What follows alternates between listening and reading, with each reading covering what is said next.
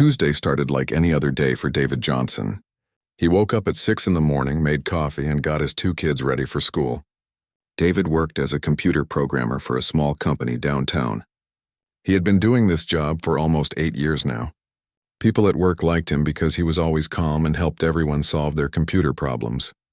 David's daughter, Lisa, was 10 years old and played soccer every Tuesday evening.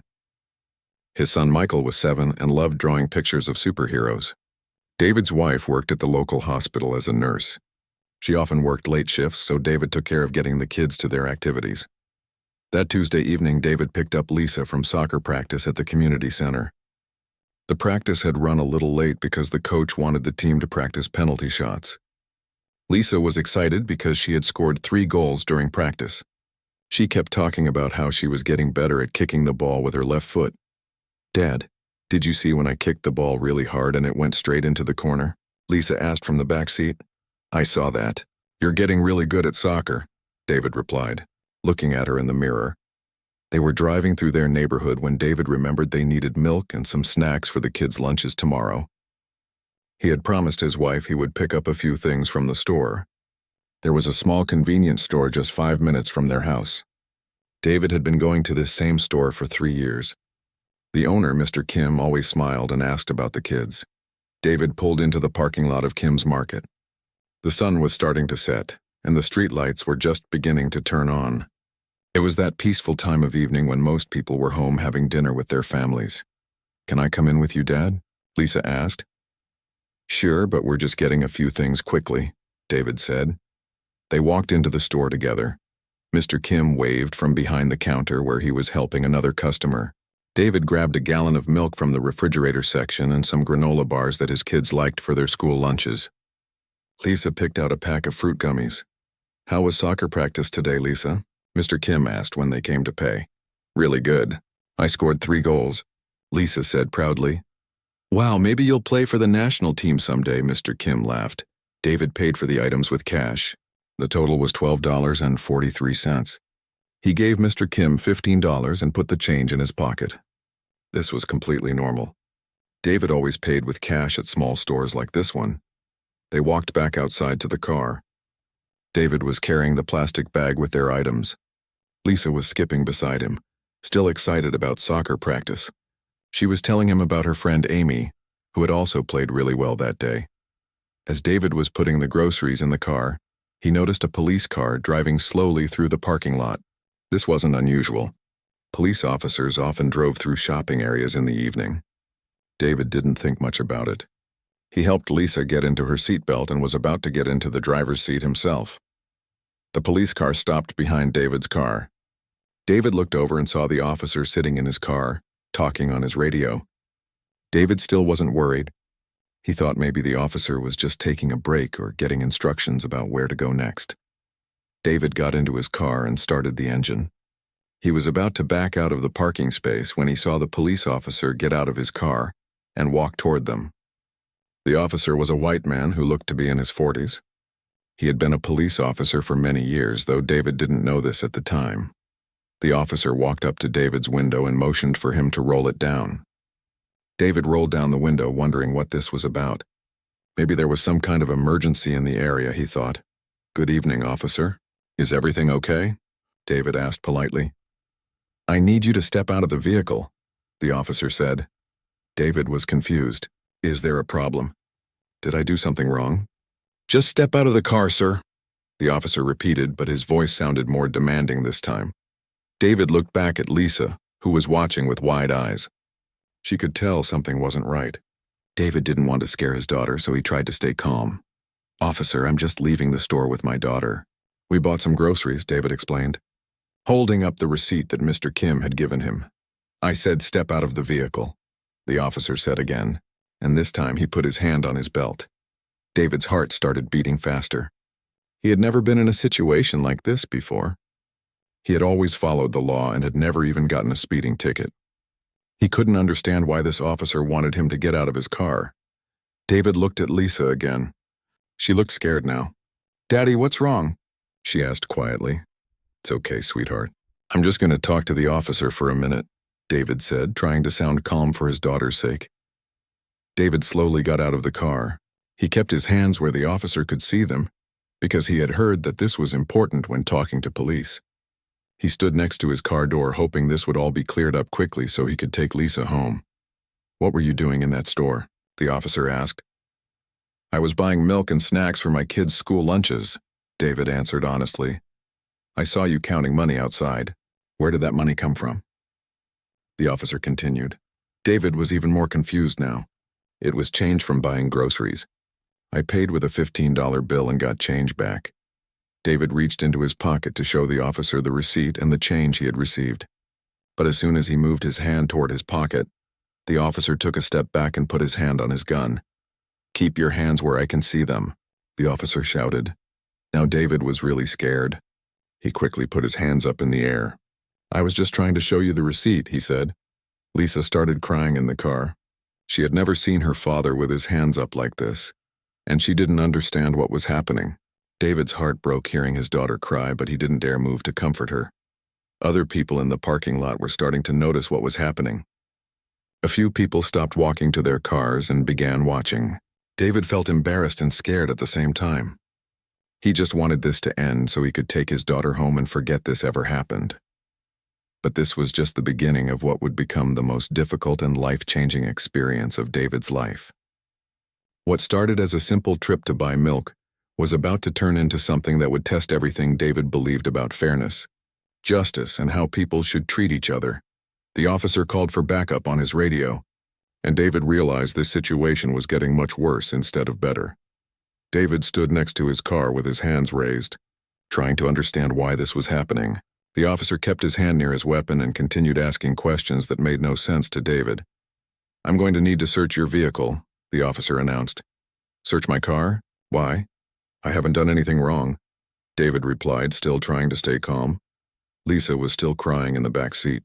David could hear her sniffling and calling for him. "Daddy, I want to go home," she said through her tears. "Soon, sweetheart." "We'll go home soon," David called back to her, though he was starting to doubt his own words. The officer walked around David's car, looking through the windows. David watched nervously as the man peered into his vehicle where his scared daughter sat. David had never felt so helpless in his life. "Officer, my 10-year-old daughter is in the car. She's scared. Can you please tell me what this is about so we can clear this up and I can take her home?" David asked. "I'll decide when you can leave," the officer replied coldly. More people in the parking lot were stopping to watch now. David saw Mr. Kim come out of his store to see what was happening. When Mr. Kim saw David with his hands up, he looked shocked and confused. The officer's radio crackled, and David could hear him talking to someone, requesting backup units. David's stomach dropped. Why would this officer need backup? David hadn't done anything threatening or illegal. "Officer, I have my receipt right here in my pocket. I can show you exactly what I bought and how much change I got back," David offered again. "Don't reach for anything," the officer warned sharply. David felt trapped. The officer wanted to know about the money, but wouldn't let David show him the proof that everything was legal and normal. It felt like there was no way to make this situation better. 2 more police cars pulled into the parking lot with their lights flashing. David's heart sank even lower. Now there were going to be 3 police officers, and he still didn't know what he was supposed to have done wrong. Lisa saw the extra police cars and started crying harder. "Daddy, why are there so many police cars?" "Are you in trouble?" she called out. David's eyes filled with tears hearing his daughter's scared voice, but he tried to stay strong for her. "No, baby. Daddy didn't do anything wrong. There's just been a misunderstanding." The 2 new officers got out of their cars and walked over. One of them was a younger woman who looked like she hadn't been a police officer for very long. The other was an older man who seemed to know the first officer. "What's the situation here?" the older officer asked. "Suspicious person counting money in the parking lot. Possible drug transaction," the first officer reported. David couldn't believe what he was hearing. "Drug transaction? Officer, I was counting change from buying groceries. My daughter was with me the whole time." The older officer looked at David, then at the car where Lisa was sitting. David could see him taking in the situation. A father with his young daughter, grocery bags visible in the car, and a receipt that David was trying to show them. "Did you see him make any kind of transaction with anyone else?" the older officer asked the first one. "Well, no, but he was acting suspicious," the first officer replied. David felt a small spark of hope. Maybe this older officer would see that this was all a big mistake. The younger female officer walked over to the car and looked inside. She could see Lisa crying and the grocery bags on the seat. She also noticed Lisa's soccer ball and her water bottle from practice. Looks like they just came from soccer practice, the younger officer observed. That's right, David said quickly. We just came from my daughter's soccer practice at the community center. Then we stopped here to buy milk and snacks. You can ask Mr. Kim, the store owner. He knows us. Mr. Kim, who had been watching from near his store, walked over when he heard his name. Officer, this is David. He comes to my store all the time with his children. He just bought milk and granola bars. Very nice family, Mr. Kim said. David felt relieved that Mr. Kim was willing to speak up for him. Surely now the officers would realize this was all a mistake. But the first officer seemed angry that his story was falling apart. Instead of admitting he might have made an error, he became more aggressive. I don't care what you say. I saw what I saw. I'm searching this vehicle, he announced. Officer, don't you need probable cause to search someone's car? David asked respectfully. This question seemed to make the first officer even angrier. Are you trying to tell me how to do my job? No, sir. I'm just asking about my rights, David replied. The younger officer looked uncomfortable. She whispered something to the older officer.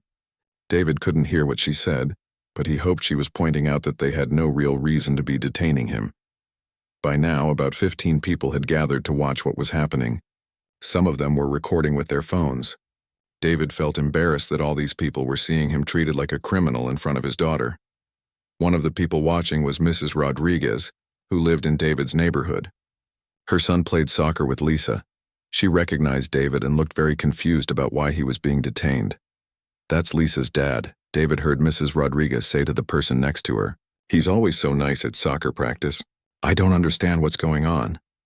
The first officer noticed that people were recording and seemed to become even more defensive. Instead of backing down and admitting his mistake, he doubled down on his actions. Everyone stepped back. This is police business, he shouted at the crowd. Lisa was now sobbing in the car. The sound of her father being yelled at by the police officer was terrifying for a 10-year-old. She didn't understand why this was happening to her daddy, who had never done anything wrong in his whole life. David's wife called his phone at that moment. The sound of his ringtone seemed to startle the first officer. Don't answer that, the officer commanded. Officer, that's probably my wife wondering where we are. Can I please just tell her we're okay? David asked. No phone calls, the officer replied firmly. David's phone kept ringing and then went to voicemail. He knew his wife would be worried when he didn't answer, especially since they were later than usual coming home from soccer practice. The older officer pulled the first officer aside, and they had a quiet conversation. David couldn't hear what they were saying, but he could see the older officer gesturing toward Lisa in the car and then toward the growing crowd of people. The younger officer approached David. Sir, can you slowly reach into your pocket and show me that receipt you mentioned? David felt a wave of relief. Finally, someone was willing to look at the evidence that would clear this whole thing up.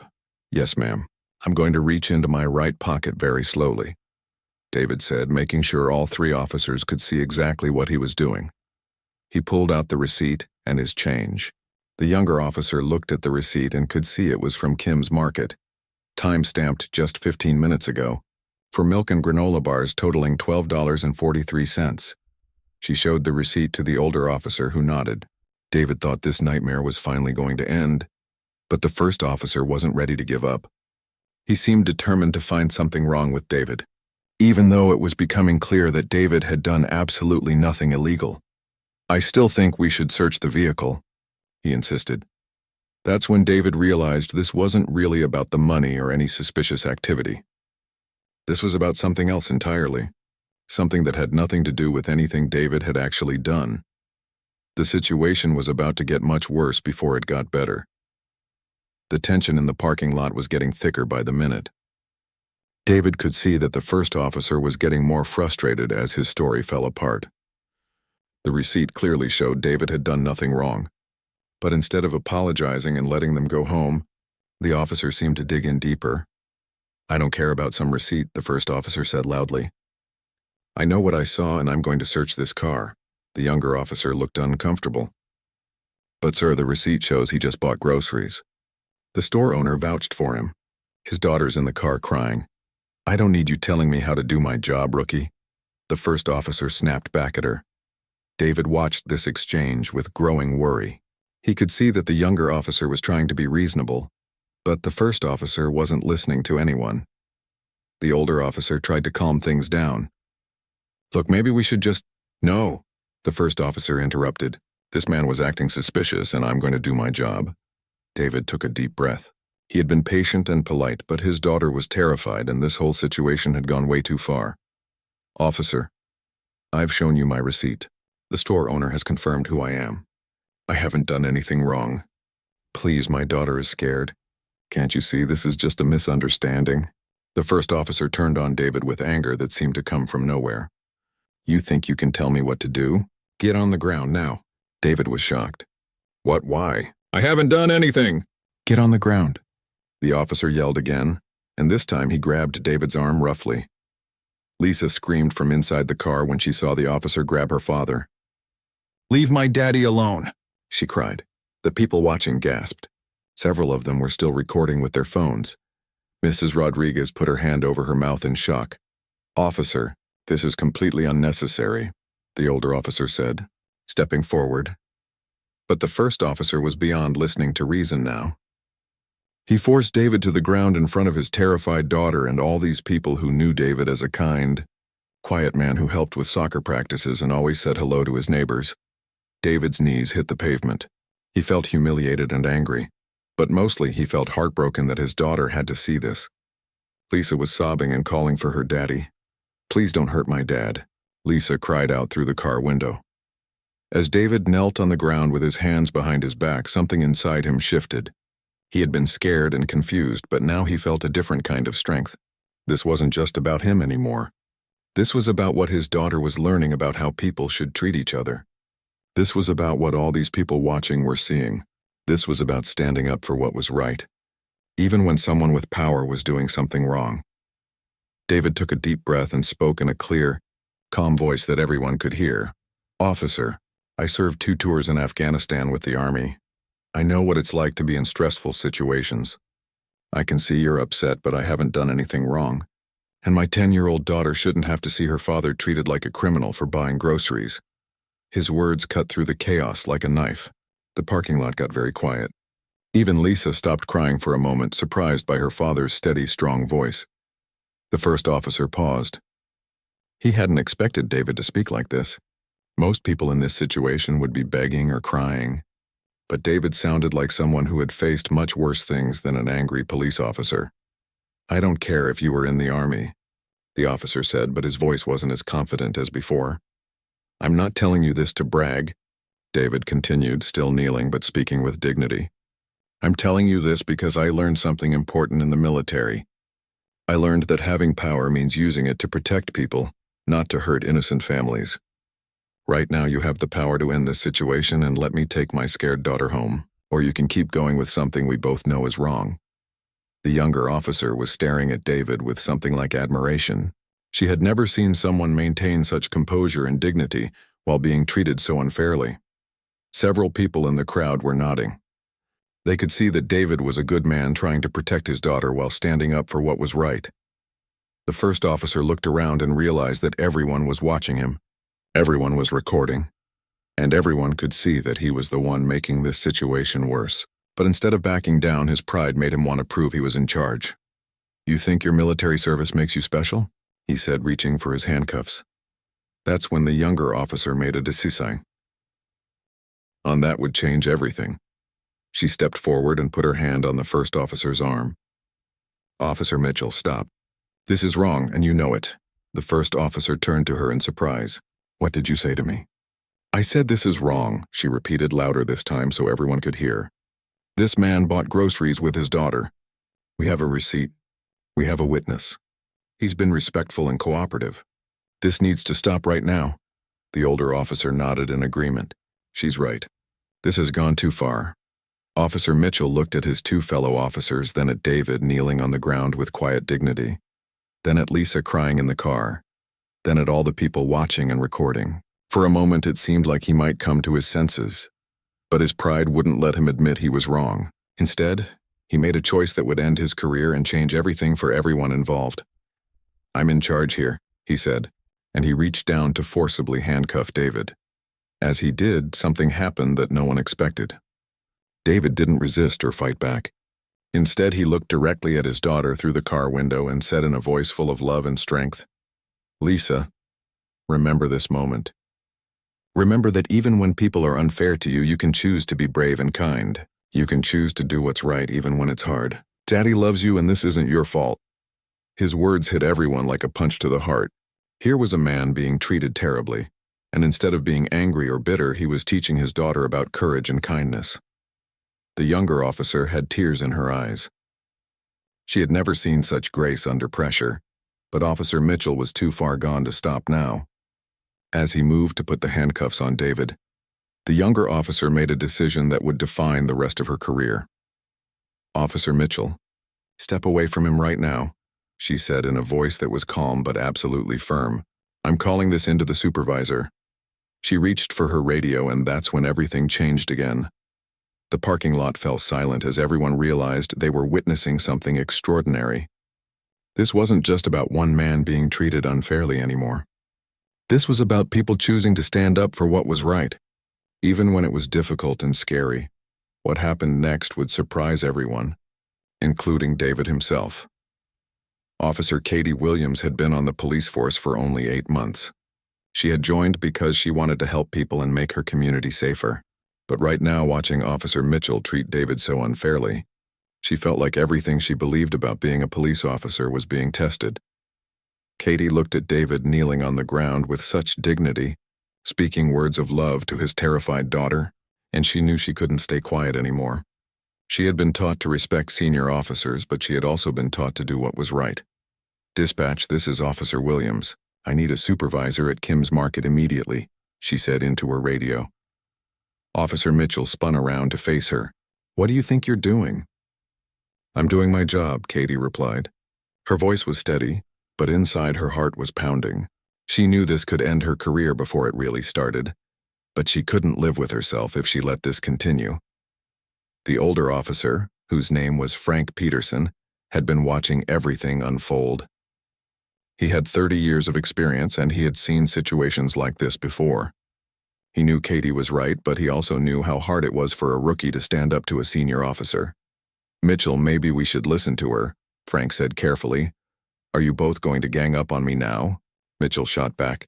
David was still kneeling on the ground, but he was watching this interaction between the officers. He could see that Katie and Frank were trying to do the right thing, and he felt a small spark of hope that maybe this nightmare would end. "Officers, I don't want to cause problems between you," David said quietly. "I just want to take my daughter home. She's been through enough." Katie looked at Lisa in the car. The little girl's face was red from crying, and she was pressing her hands against the window, trying to get closer to her father. Katie thought about her own childhood, and how safe she had always felt with her parents. Lisa should feel that safe too. "Sir, can you tell me exactly what happened here tonight?" Katie asked David. David explained everything from the beginning. He told her about soccer practice, stopping at the store, buying groceries, and getting change. He showed her the receipt again and pointed out Mr. Kim, who was still standing nearby, worried about David and Lisa. Katie listened to every word.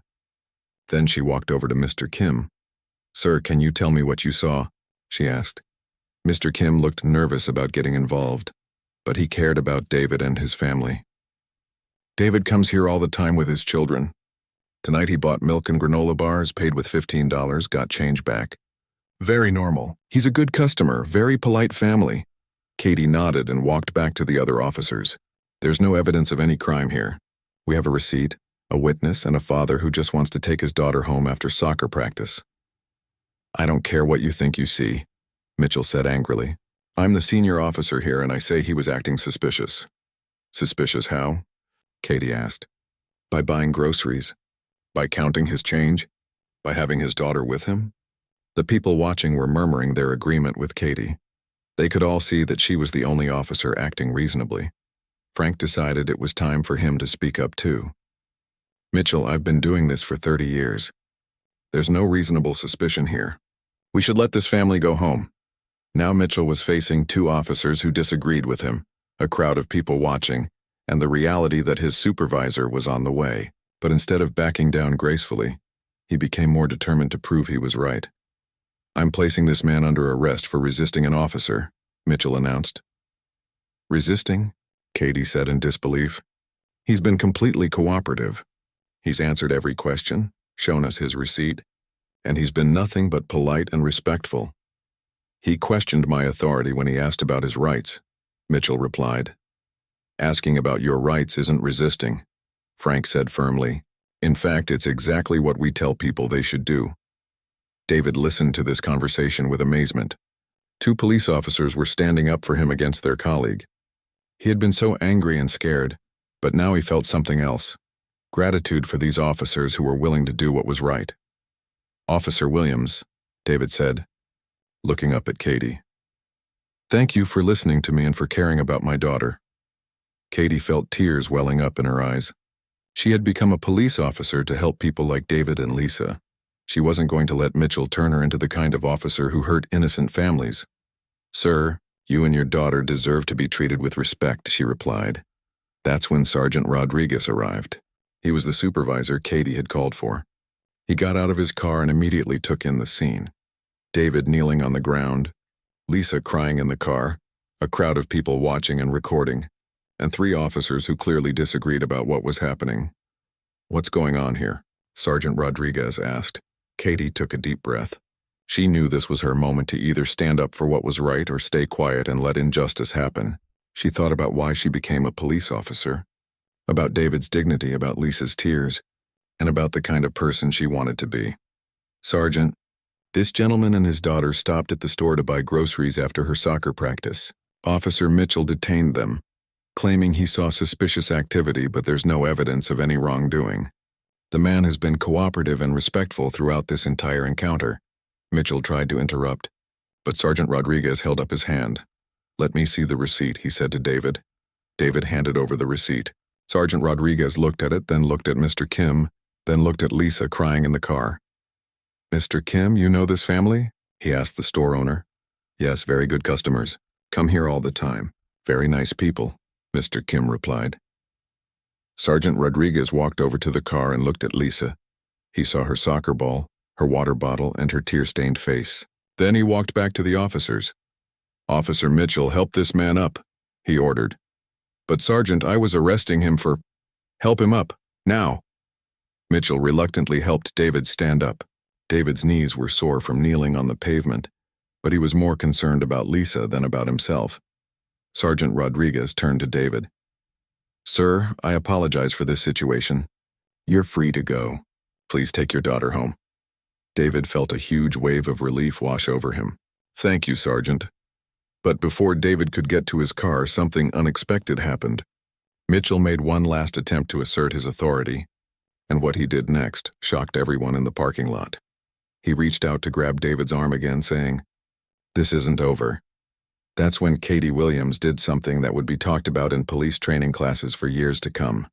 She stepped between Mitchell and David and said in a voice that everyone could hear, "Officer Mitchell, if you touch this man again, I will arrest you for assault."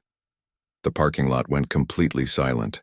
A rookie officer had just threatened to arrest a senior officer in front of dozens of witnesses.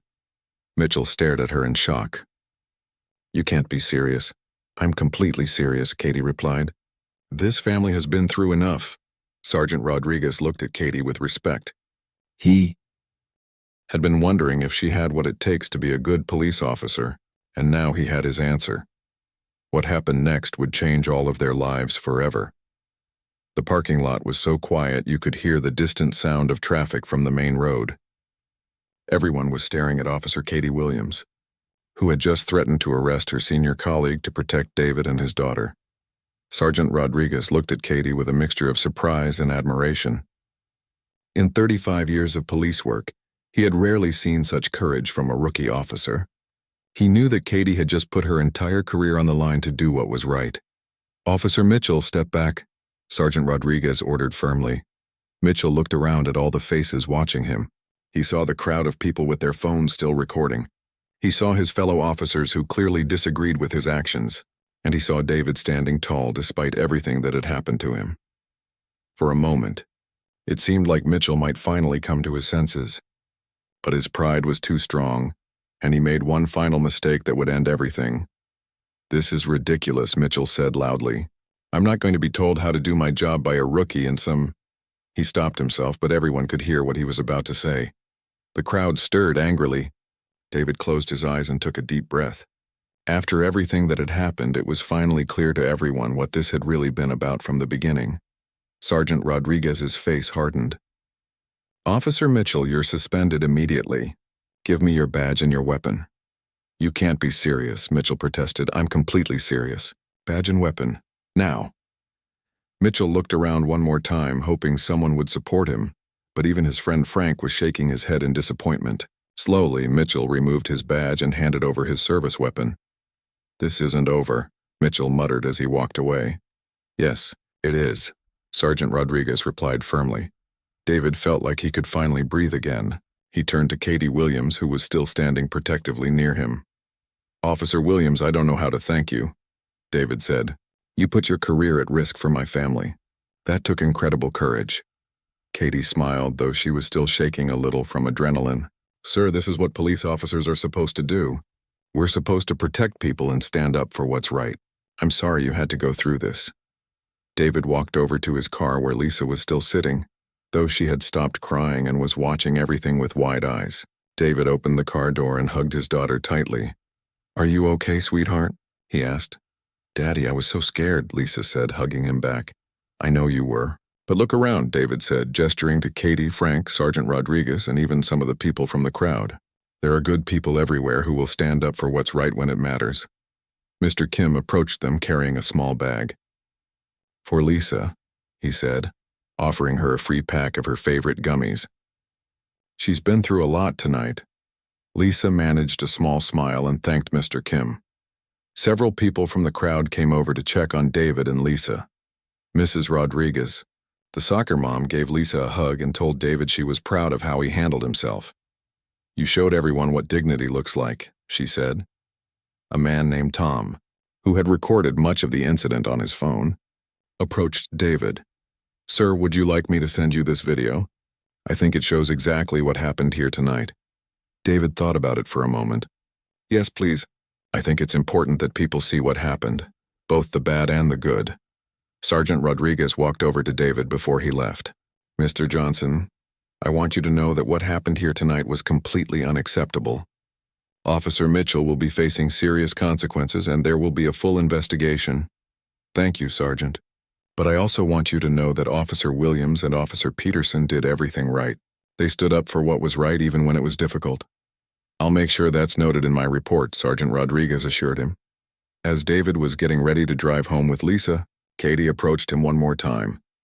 "Mr. Johnson, can I ask you something?" she said. "Of course. When you were kneeling on the ground and everything seemed hopeless, how did you stay so calm and strong? How did you find the right words to say to your daughter?" David thought about her question. "Officer Williams, I realized that this moment was teaching my daughter something important about life. She was learning whether people can be cruel for no reason, or whether good people will stand up and make things right. I wanted to show her that even when bad things happen, we can choose to respond with dignity and courage." Katie nodded thoughtfully. "That's the most powerful thing I've ever seen. And you showed her that there are police officers who will risk everything to protect innocent people," David replied. "That's a lesson she'll never forget." 3 weeks later, David received a call from the police department. They wanted to know if he would be interested in working with them on a new community relations program. They were looking for someone who could help bridge the gap between the police and the community. David thought about it for a long time. He talked to his wife, he talked to Lisa, and he even talked to Katie Williams, who had become a friend. "I think you should do it," Katie told him. "You have something special to offer. You can help make sure that what happened to you doesn't happen to other families." David decided to take the job. 6 months later, he was working as the Community Relations Director for the police department. His first partner in the program was Officer Katie Williams, who had been promoted to detective for her courage and integrity. Together, they created a program that brought police officers and community members together for regular meetings, training sessions, and community events.